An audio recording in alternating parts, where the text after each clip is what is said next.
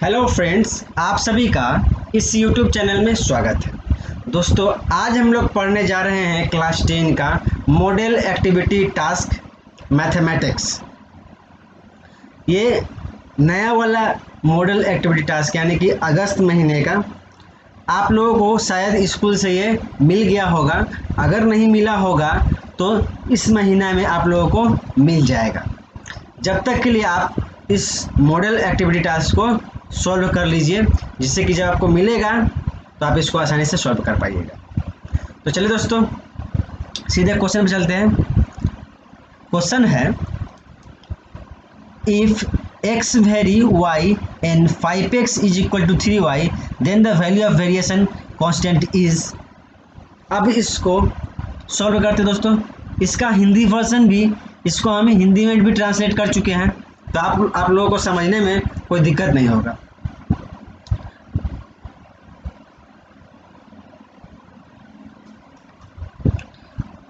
Question है, यदि x vary y और 5x इक्वल टू 3y हो तो परिवर्तन स्थिरांक का मान क्या होगा।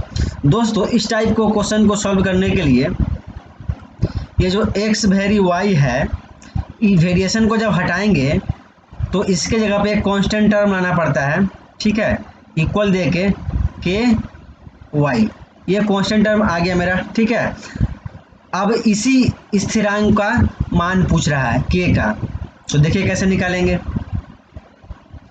अब क्या हो जाएगा, ये जो y होगा इस साइड चला आएगा, x बट्टा में y is equal to k। ये इक्वेशन 1 हो गया, ठीक है दोस्तों। अब क्या करेंगे, अब 5x, देखिए सवाल में दिया हुआ है 5x बराबर 3y दिया हुआ है, तो 5x बराबर 3y, इसको सॉल्व करेंगे तो देखिएगा x और ये जो इसमें x और y है, इस चीज़ को हम यानी कि x और y क्या वेरिएबल है मेरा, तो इस टर्म को एक साथ ले आएंगे हम, और जो कांस्टेंट टर्म है इसको एक तरफ लेके चल जाएंगे। तो x बट्टा में y बराबर 3/5। कोई दिक्कत दोस्तों नहीं। देखिए x और y के बराबर क्या है, k है, तो हम इसके जगह पे k लिख सकते हैं, तो k इक्वल टू 3/5, यानी कि मेरा कांस्टेंट वाला क्या आ गया, 3/5 आ गया। ये मेरा आंसर, ठीक है दोस्तों। नेक्स्ट क्वेश्चन है, अमल invested ₹5,000 for 9 months and Fatima invested ₹6,000 for 5 months in a business. The ratio of their profit share will be। देखिए दोस्तों, इसका हिंदी वर्जन क्या है। अमल ने 9 महीने के लिए 5,000 रुपये का निवेश किया और फातिमा ने 5,000 रुपया, सॉरी दोस्तों, फातिमा ने 5 महीने के लिए 6,000 रुपये का निवेश किया व्यापार में, तो उनका लाभांश का अनुपात क्या है। दोस्तों, अमल ने 9 महीने के लिए एक बिजनेस में 5,000 रुपया इन्वेस्ट किया और फातिमा ने 5 महीने के लिए 6,000 रुपया इन्वेस्ट किया, तो बोल रहा है व्यापार के अंत में जो लाभ होगा, लाभ का क्या अनुपात होगा, ठीक है। तो हम लोग जानते हैं दोस्तों, लाभ का अनुपात किस पे निकलता है, लाभ का अनुपात जो निकलता है, जो हम जितना इन्वेस्टमेंट करते हैं ना, उसी का अनुपात पे ही हम लोग को प्रॉफिट को शेयर किया जाता है, ठीक है। तो इसको लिखते हैं, अमल का इन्वेस्टमेंट, या इसको इसके जगह पे मूलधन भी लिख सकते हैं आप। तो अमन का मूलधन कितना हो गया, वो किया है 5,000 रुपया 9 महीना तक। देखिए दोस्तों, लिखा हुआ है इसमें, तो कितना हो गया, बराबर 9 × 5 = 45,000, ठीक है दोस्तों। और फातिमा का इन्वेस्टमेंट कितना है, यानी कि मूलधन किसको कहते हैं बाबू, कहते हैं बाबू जितना पैसा आप बिजनेस में लगाते हैं उसी को मूलधन कहते हैं। तो ये 6,000 रुपया 5 महीने के लिए लगाया है, तो इसका कितना हो गया, 6 × 5 = 30,000 रुपया हो गया, ठीक है दोस्तों। तो इनका रेशियो क्या होगा, तो मूलधन का यानी कि इन्वेस्टमेंट का मूलधन का अनुपात क्या हो जाएगा दोस्तों, 45,000 इस टू रेशियो 30,000। देखिए 4 जीरो से 4 जीरो कट गया तो 45 बचा यहाँ पे, सॉरी दोस्तों 3 जीरो कटा, और यहाँ पे अनुपात में 30 बचा। अब देखिएगा फिर कटेगा, या किससे कटेगा, 15 से काटिए, 15 तिहाई 45 और 15 दूना 30, कट गया। यानी कि मूलधन का जो अनुपात आया इसी में हम प्रॉफिट को शेयर करेंगे, इसलिए यही क्या हो जाएगा, लाभ का।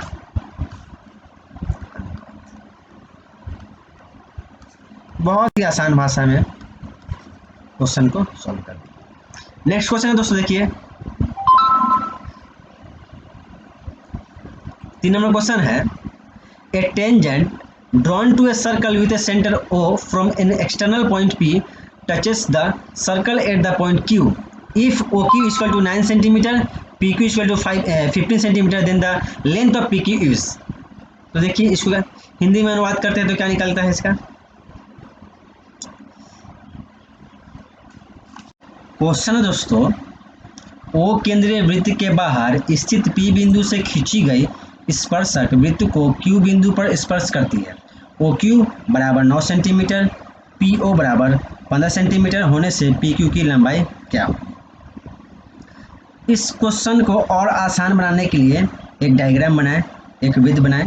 इस वृत्त के बाहर P एक बिंदु है, इस P बिंदु से इस वृत्त पर एक स्पर्शक खींची गई है जो कि Q बिंदु पर टच करती है। ठीक है दोस्तों, अब हम लोगों ने अपने मन से O बिंदु को Q से मिला दिया, Q से मिलाएं तो यहाँ पे क्या हो गया, लंब हो गया, लंब हो गया।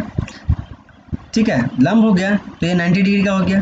तो जो त्रिभुज हम लोग को जो दिख रहा है PQO, ये भी क्या हो गया, समकोण त्रिभुज बन गया क्योंकि 90 डिग्री का हुआ था। और सवाल में OQ 9 दिया हुआ है, 9 सेंटीमीटर, और PO 15 सेंटीमीटर। ठीक है दोस्तों, तो इसको लिखेंगे हम, OQ लंब है PQ पर। ठीक है दोस्तों, इसलिए एंगल OQP बराबर 90 डिग्री, इसलिए ट्रायंगल PQO एक समकोण त्रिभुज है। ठीक है, समकोण त्रिभुज है तो देखिएगा दोस्तों, समकोण त्रिभुज में क्या होता है, जो सबसे बड़ी भुजा होती है उसको क्या बोलते हैं हम लोग, हाइपोटेनस बोलते हैं। ठीक है, ठीक है, और जो ये वाला होता है इसको बेस बोलते हैं, और ये जो होता है ये वाला इसको परपेंडिकुलर बोलते हैं। ठीक है, तो इसका फॉर्मूला क्या होता है दोस्तों, h स्क्वायर बराबर p स्क्वायर यानी कि perpendicular square plus b square. ठीक है दोस्तों, ये p जो है ये वाला p नहीं है बाबू, p मतलब परपेंडिकुलर। ठीक है, ये p जहाँ है वही रहेगा। तो हाइपोटेनस क्या लिखते हैं, देखिए हाइपोटेनस क्या है मेरा, PO यानी कि OP, PO का स्क्वायर बराबर परपेंडिकुलर जो है, परपेंडिकुलर क्या है, ये वाला है OQ का स्क्वायर, बेस क्या है PQ, सवाल में हमसे PQ ही पूछा है। ठीक है दोस्तों, तो PO जो है, देखिए सवाल में दिया है PO 15 सेंटीमीटर दिया हुआ है, तो PO की जगह हम 15 का स्क्वायर लिख दिए बराबर OQ कितना है, 9 का स्क्वायर प्लस PQ, तो ये पूछा ही है हमसे। ठीक है, तो देखिए ये जो नंबर है यानी कि कांस्टेंट नंबर है, अंक है यानी कि संख्या है, इसको एक तरफ लेके चले जाएंगे और इसको यहीं रखेंगे। तो PQ स्क्वायर बराबर 15 का स्क्वायर माइनस 9 का स्क्वायर हो गया। और यहाँ पे जो स्क्वायर है, ये जो स्क्वायर है इधर जाएगा तो क्या होगा, अंडर रूट में पहुँच जाएगा। तो 15 का स्क्वायर माइनस 9 का स्क्वायर, तो PQ बराबर ये हो गया हमारा। ठीक है दोस्तों, नेक्स्ट क्वेश्चन है दोस्तों, तो जल्दी देखेंगे। 4 नंबर क्वेश्चन है, if the ratio of a curve surface area of a two solid sphere is 25:16, then the ratio of their volume will be. चलिए दोस्तों इसको देखते हैं।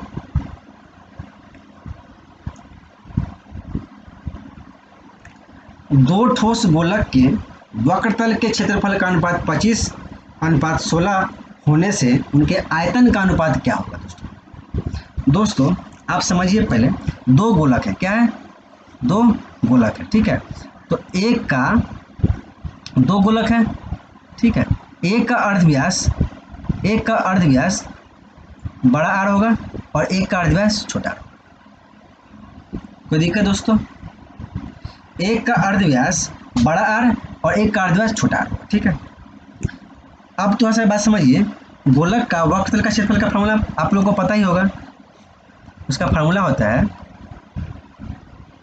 गोलक का वक्रतल का क्षेत्रफल का फार्मूला होता है 4πr², ठीक है दोस्तों, होता है ना।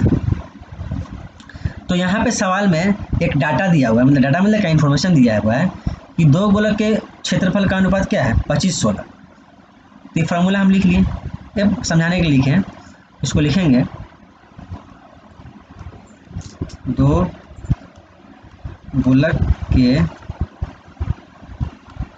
वक्रतल का क्षेत्रफल का अनुपात क्या है दोस्तों? 25:16, ठीक है। तो दो गोलक का जो क्षेत्रफल होगा उसका अनुपात यहाँ पे लिखेंगे हम, तब ना इस पे लिखे आएंगे हम। तो हम इस गोलक के बारे में लिखते हैं। तो इस गोलक का वक्रतल का क्षेत्रफल का क्या होगा फार्मूला? तो 4πr², आर मतलब क्या? इसमें बड़ा आर होगा तो बड़ा R² अनुपात छोटा वाला देखेंगे तो 4π छोटा वाला आर का स्क्वायर बराबर 25:16, ठीक है दोस्तों। अब देखिए, जब अनुपात आता है इसको तो बट्टा में लिख सकते हैं। तो 4π बड़ा आर का स्क्वायर बट्टा में 4π छोटा आर का स्क्वायर बराबर 25/16, इसको बट्टा में लिख सकते हैं। 4π कट गया, ठीक है। अब क्या बच गया? बड़ा आर का स्क्वायर छोटा आर का स्क्वायर बराबर 25/16। अब दोनों में स्क्वायर है, ऊपर नीचे दोनों में स्क्वायर है, तो हम इसको ऐसे लिख सकते हैं, ठीक है, सिंगल स्क्वायर कर दिए। अब जब ये स्क्वायर इधर जाएगा तो क्या हो जाएगा? अंडर रूट हो जाएगा। तो r बाई छोटा r अंडर रूट 25/16, इसको करेंगे तो 5 और ये क्या हो जाएगा? 4। यानी कि हमारा रेडियस जो आया बड़ा R 5 आया, बड़ा R 5 आया और छोटा R 4 आया। दोस्तों समझिएगा बात को, यानी कि ये जब हम क्या माने थे? अर्धव्यास माने थे ना। ये पहला गोले का अर्धव्यास R था बड़ा R और दूसरे गोले का अर्धव्यास छोटा R था, तो दोनों का अर्धव्यास पता चल गया। अब उनका आयतन का अनुपात क्या होगा? तो लिखेंगे उनके आयतन का अनुपात, ठीक है दोस्तों। आयतन का फॉर्मूला क्या होता है?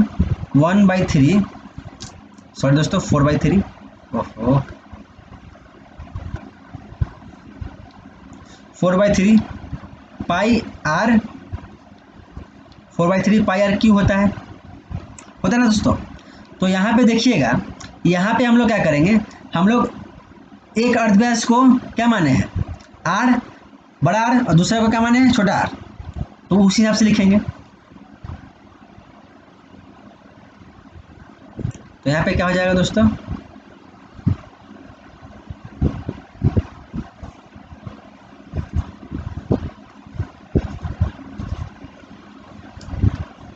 फोर बाई थ्री पाई बड़ा आर का क्यू अनुपात 4/3 पाई आर स्मॉल आर का क्यू, ठीक है दोस्तों। तो 4/3 पाई बड़ा आर कितना है? देखिए 5 है, तो 5 का क्यू अनुपात 4/3 पाई छोटा आर कितना है? 4 का क्यू। देखिए इससे इससे कट गया ये, ठीक है। तो 5 का क्यू बच गया 4 का क्यू, यानी कि 125:64 ये हमारा, ठीक है दोस्तों। नेक्स्ट क्वेश्चन है दोस्तों, the end point of the minute hand of a clock rotate through an angle 2 pi radian in 1 hour. चलो उसका इसका हिंदी देखते हैं क्या क्वेश्चन का हिंदी में। एक मतलब किसी घड़ी की मिनट की सुई अपने सिरे वाले बिंदु पर 1 घंटा चक्कर की तो उसके द्वारा बनाया गया कोण 2 पाई रेडियन होगा। दोस्तों थोड़ा क्वेश्चन को समझिएगा। ये मान लीजिए कोई घड़ी है, ठीक है, ये घड़ी है,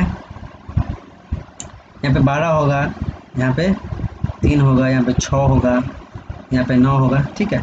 तो यहाँ पे जो मिनट वाली जो सुई होगी, मिनट वाली और ये घंटा वाली, तो मिनट वाली सुई ये पूरा 1 घंटा में कैसे कैसे कहाँ कितना चक्कर लगाएगी। देखिए 1 घंटा में पूरा ऐसे करके यहाँ जाके पहुँचेगी तब ना 1 घंटा होगा। इसका मतलब क्या हो गया, वह 360 डिग्री घूमी। कितना घूमी, 360 डिग्री, ठीक है दोस्तों। तो देखिए देखते हैं, मिनट की सुई द्वारा 1 घंटा में चक्कर लगाने पर बनाया गया कोण कितना है, बनाया गया कोण 360 डिग्री का कोण बना, ठीक है। अब हम लोग जानते हैं कि 180 डिग्री का जब कोण बनता है तो पाई रेडियन होता है। क्या होता है, पाई रेडियन होता है, ठीक है दोस्तों। तो 1 डिग्री में कितना रेडियन होगा, पाई बटा 180। कोई दिक्कत, इसलिए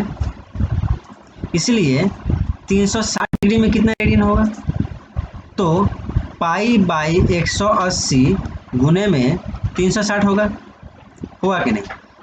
तो 18 दूना 36 यानी कि 2 बार में कट गया, यानी कि 2 पाई रेडियन हो गया आंसर, ठीक है इसको। तो उसका आंसर क्या हो गया, 2 पाई रेडियन। तो चलिए नेक्स्ट क्वेश्चन की तरफ बढ़ते हैं। नेक्स्ट क्वेश्चन है, तो इसका क्या हो गया, ये ट्रू हो गया, ठीक है, यानी कि जो हम 2 पाई रेडियन निकाले हैं वो सही निकला, ठीक है। In triangle ABC, D is a point on the side BC so that AD is perpendicular to BC. So triangle ABD is similar to triangle CAD. दोस्तों इसका हम लोग हिंदी देखते हैं क्या है।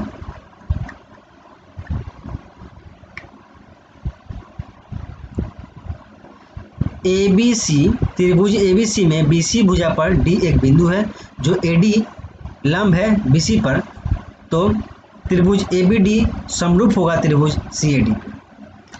दोस्तों इसका मैं एक डायग्राम बनाता हूँ। यह है एक त्रिभुज, ठीक है, इसका नाम ABC रख देता हूँ। और देखिए ये जो BC है इस पे AD लंब है, तो ये AD लंब हो गया। तो जब लंब हुआ तो ये क्या होगा, 90 डिग्री का होगा। और समरूप का कंडीशन होता है, अगर एंगल एंगल एंगल होगा, यानी कि तीनों एंगल समान होगा तो वह समरूप हो जाएगा। अगर तीनों साइड समान हो जाएगा तो साइड साइड साइड समान हो जाएगा तो समरूप हो जाएगा। और SAS यानी कि साइड एंगल साइड, यानी कि 2 साइड और 1 एंगल समान हो जाएगा तो समरूप हो जाएगा, ठीक है। इस प्रकार से और बहुत सारे रूल हैं, आप मेरे वीडियो में जाके देख सकते हैं। तो दोस्तों इस टाइप के क्वेश्चन में देखिएगा, हमको यहाँ पे कहीं भी नहीं बताया है, यहाँ पे कहीं पता चला है, यहाँ पे कहीं पता चला है कि ये और ये बराबर है, नहीं ना बताया है, नहीं बताया। और हमको बस इससे ये जो परपेंडिकुलर खींचे हैं इससे पता चला है क्या, कि इसका ई भुजा और ई भुजा दोनों तो कॉमन भुजा है, तो दोनों में बराबर होगा, यानी कि एक भुजा दोनों में बराबर है और एक एंगल दोनों में बराबर है, यानी कि इधर भी 90 इधर भी 90। बाकी कुछ तो नहीं पता चल रहा। लेकिन अगर यही दोस्तों यहाँ पे अगर 90 डिग्री रहता, यहाँ पे 90 डिग्री रहता, देखिएगा थ्योरम नंबर जो 48 है उसमें बताया गया है कि अगर ये 90 डिग्री का होता, समकोण त्रिभुज होता, तो ये भी समरूप होता और ये भी समरूप होता, लेकिन यहाँ पे तो है नहीं, ठीक है। तो यह क्या हो गया, ये समरूप नहीं होगा, इसलिए क्या हो गया, फॉल्स हो गया, ठीक है दोस्तों। चलिए दोस्तों अब इसका नेक्स्ट क्वेश्चन में चलते हैं। क्वेश्चन है the radius, height and slant height of a right circular cone are always the three side of a right angle triangle. ठीक है, तो ये तो फॉल्स हो गया दोस्तों। अब मैं इसका देखता हूँ क्या होता है। चलिए इसके क्वेश्चन में चलते हैं।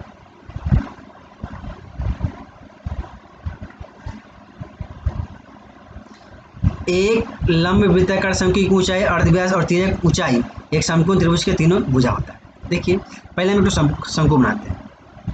शंकु बनाएंगे तब ना क्लियर होगा इस शंकु। ठीक है दोस्तों, ये ऐसे, ठीक है। डायग्राम थोड़ा टेढ़ा हो जाएगा लेकिन थोड़ा समझ लीजिएगा आप लोग। जब नहीं समझ में आएगा तो उसको मिटा देता हूँ मैं, अच्छे से बना देता हूँ। ठीक है दोस्तों, आपको किसी भी तरह से समझ में आना चाहिए। ये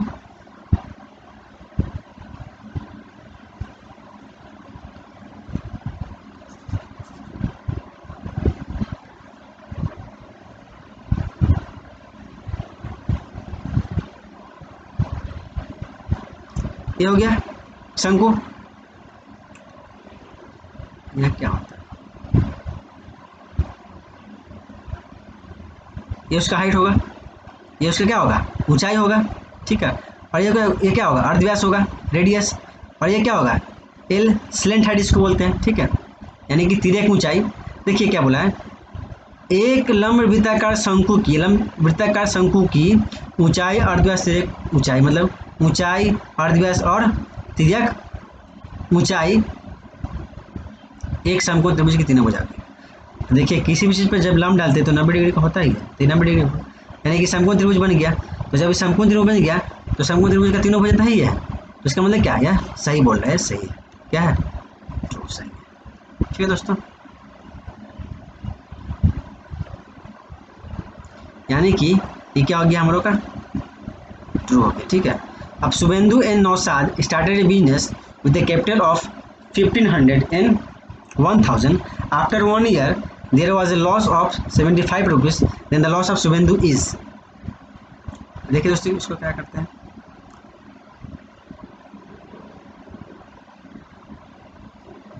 शुभेंदु और नौशाद क्रमशः 1500 रुपया और 1000 रुपया लगाकर व्यवसाय शुरू किया। ठीक है, एक वर्ष के बाद व्यवसाय में 75 रुपया का घाटा हुआ तो शुभेंदु की हानि हुई 30 रुपया।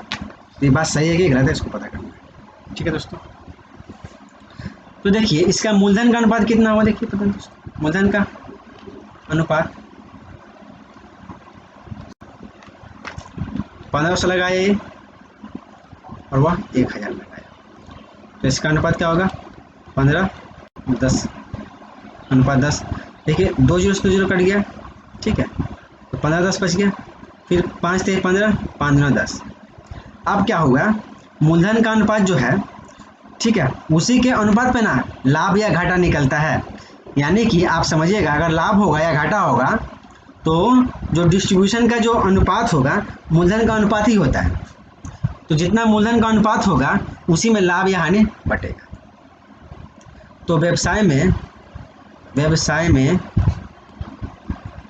75 रुपये का लॉस हुआ। ठीक है, घाटा हुआ। ठीक है, तो शुभेंदु का, इसलिए शुभेंदु का घाटा कितना है ना, शुभेंदु का घाटा कितना होगा दोस्तों, 75 रुपया, ये 75 और इसका अनुपातिक योग कितना होगा, 5। तो 5 यानी कि इस 75 को इसके अनुपातिक योग से तुलना करेंगे, गुना में फर्स्ट किसका है, शुभेंदु का है, तो शुभेंदु का अनुपात, तो 15 × 75, लेकिन यहाँ तो 45 है इसका घाटा, कि शुभेंदु का घाटा कितना है, 45 आया, लेकिन इसमें बता रहा है कि 30 रुपया आया घाटा, तो क्या हो गया, फॉल्स हो गया। ठीक है दोस्तों, नेक्स्ट क्वेश्चन की तरफ चलते हैं हम। शुभेंदु वाला क्या हो गया, फॉल्स हो गया, इसका 45 आना चाहिए था। ठीक है, आप शॉर्ट आंसर को क्वेश्चन देखेंगे ना दोस्तों। In a circle if an arc of a 5.5 centimetre length sustain an angle of a measure π/16 at the centre and find the radius of a circle. दोस्तों इस क्वेश्चन को और थोड़ा आसान बनाने के लिए चलिए देखते हैं, इसके डायग्राम को देखते हैं।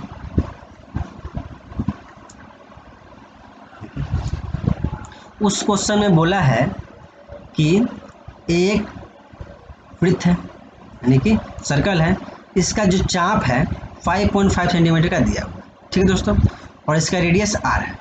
r हम लोग मान लेते हैं कि इसका रेडियस r होगा, और जो थीटा है, थीटा का वैल्यू दिया हुआ है π/60। हम लोग क्या करेंगे दोस्तों, इस थीटा के वैल्यू को ना डिग्री में बदल लेते हैं, क्योंकि थीटा जो होता है हमेशा क्या होता है, डिग्री में होता है। तो क्या करते हैं हम, पाई मतलब थीटा जो है इसको π/16 है ना, इसको क्या करते हैं 180/16 कर लेते हैं। इसको काटेंगे, 4 चौके 16, 4 चौके 16, बचा कितना, बच गया यहाँ पे 2 बच गया, 2 और यहाँ पे 20 हो गया, तो 4 5 20, यानी कि थीटा जो है मेरा वैल्यू थीटा का क्या आया 45/4, ठीक है दोस्तों। अब मैं आपको एक फार्मूला देता हूँ,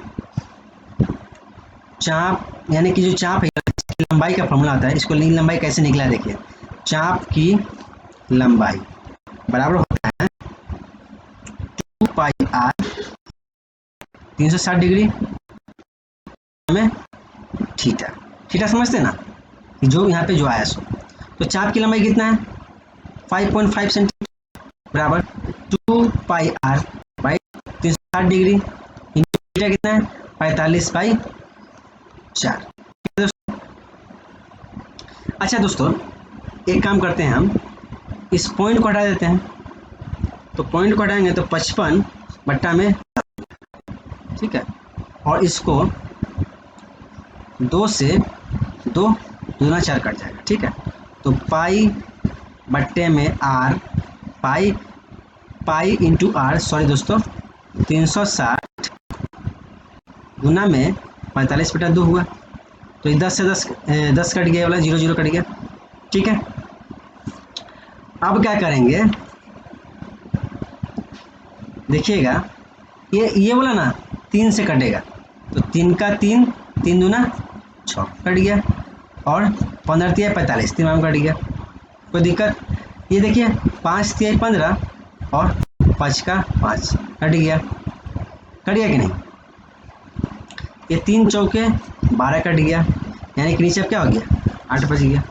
अब क्या करेंगे दोस्तों, इसको 11 बराबर πr/, में ये क्या हो गया 8, 4 दूना 8, 8, यहाँ पे कुछ नहीं देख है, इसको कर लेते गुना, πr इंटू 11 गुने 8, पाई की जगह 22/7 लिख सकते हैं हम, r बराबर 11 गुने 8। देखिए दोस्तों, ये 11 दूना 22 कट जाएगा, ठीक है, और ये 2 चौके 8 कट जाएगा, यानी कि क्या हो गया 8/7 बराबर 4, ठीक है, तो r बराबर क्या हो गया 28, आंसर, ठीक है दोस्तों। अब देखिए दोस्तों, आगे का क्वेश्चन क्या है, यानी कि इसका हमारा आंसर क्या आ गया, रेडियस क्या आ गया 28, ये हमारा आंसर। अब दूसरा नंबर क्वेश्चन है, the height of a right circular cone is 12 centimetre and its volume is 100π³ centimetre, find the length of a radius of the cone. तो दोस्तों इसका देखते हैं क्या हल है इसका।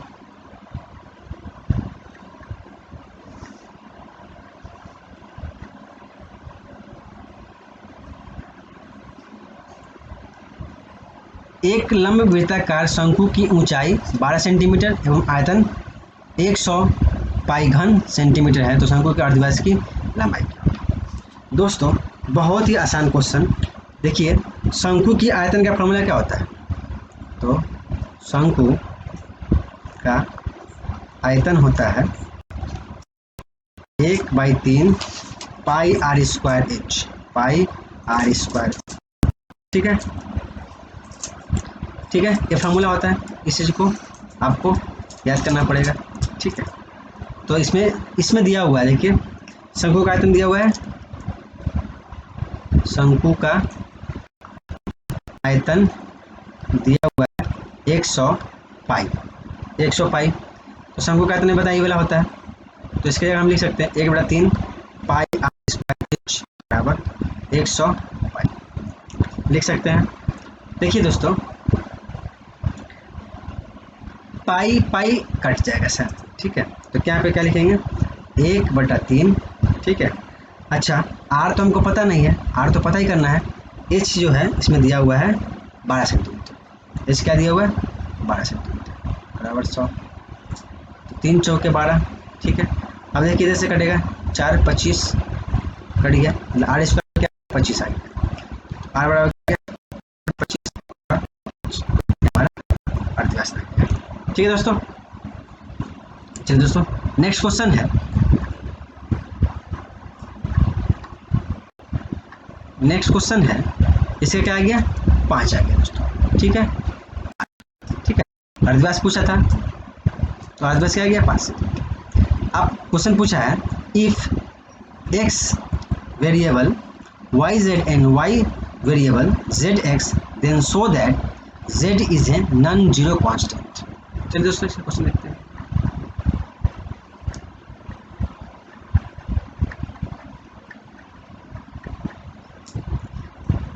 ये क्वेश्चन है दोस्तों, ठीक है।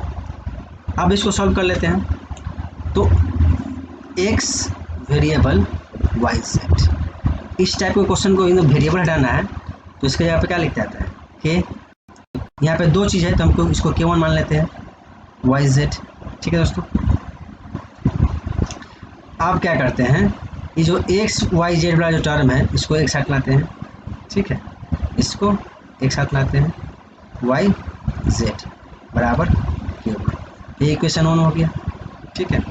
अब दूसरी तरफ क्या है, देखिए y वेरिएबल जेड एक्स, ठीक है दोस्तों।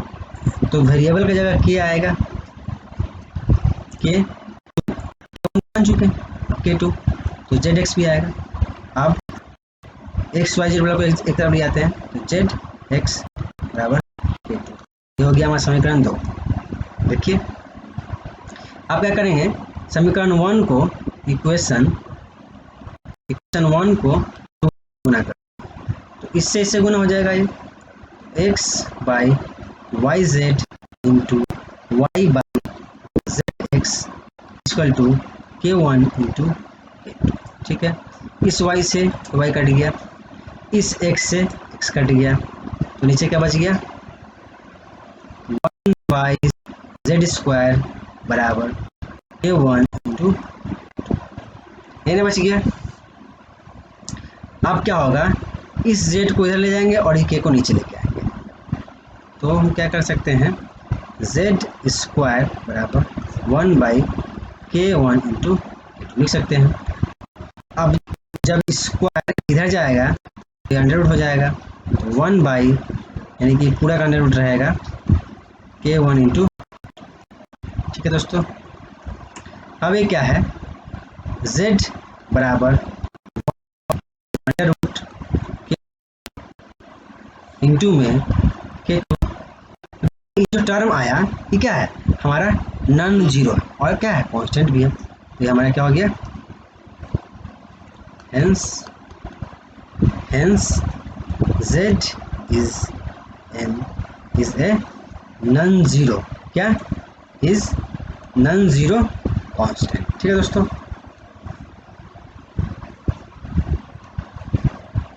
इज नॉन जीरो, एक सेकेंड दोस्तों थोड़ा सा गड़बड़ कर दिया ये, इसको लिखिएगा hence Z is non zero, ठीक है दोस्तों। चलिए आगे का क्वेश्चन क्या देखिए,